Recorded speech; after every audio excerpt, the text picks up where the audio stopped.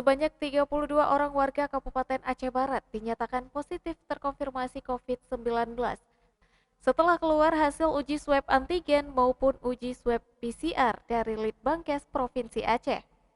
Warga yang terinfeksi tersebut diduga setelah melakukan perjalanan keluar daerah, baik karena tugas kantor maupun liburan di akhir tahun 2021 kemarin.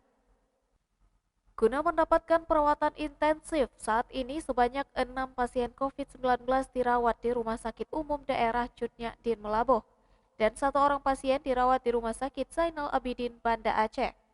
Sedangkan sebanyak 25 orang pasien lainnya yang memiliki gejala ringan menjalani isolasi mandiri di rumah masing-masing.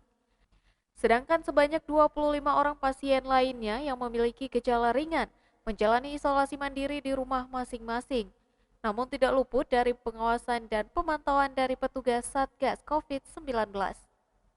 Sementara itu, Kepala Bidang Pengendalian dan Pemberantasan Penyakit atau Kabid P2P Dinas Kesehatan Aceh Barat Azwar mengatakan, terjadinya peningkatan kasus COVID-19 setelah libur akhir tahun kemarin. Warga mulai terdeteksi terkonfirmasi COVID-19 pada awal bulan Februari. Hari ini ada tambahan 2 kasus ya. Untuk keseluruhannya isolasi 32 orang udah sampai hari ini. Kemudian yang dirawat 6 orang, 5 di Rumah Sakit Umum Cutnyadin, 1 di Rumah Sakit Zainal Abidin. Ini sebenarnya kita kalau peningkatan secara signifikan nggak ada kan. Dalam beberapa minggu ini memang ada 1 hari ada 2, ada 5, 7 kan. Itu mulai dari bulan Februari sudah ada beberapa kasus yang terjadi seperti itu.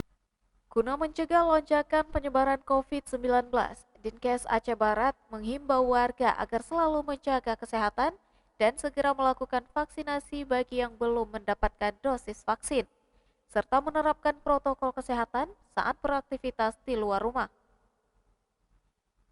Dari Aceh Barat, Orian Saputra melaporkan untuk Puja TV Aceh.